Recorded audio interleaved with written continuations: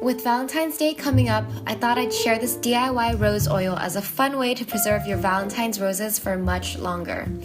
Or maybe this recipe will be a good excuse for you all to go out and buy yourself some roses. Why not?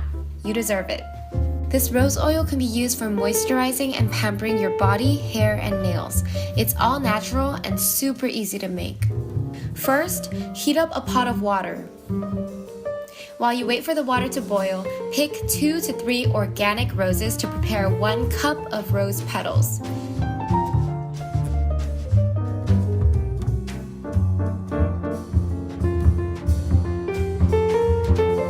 Then have some fun shredding those rose petals.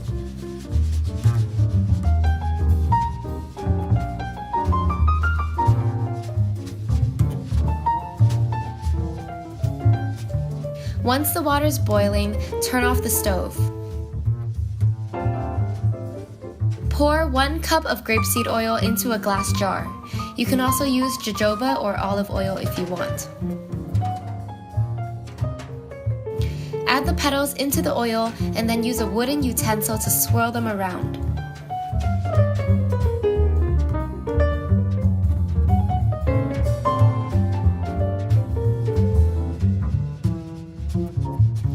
Next, cover the jar and place it into the hot water.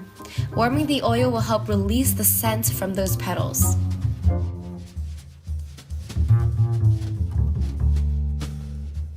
When the water cools down completely, remove the jar. Then, let the jar sit for at least 24 hours. Leave it in longer for stronger results.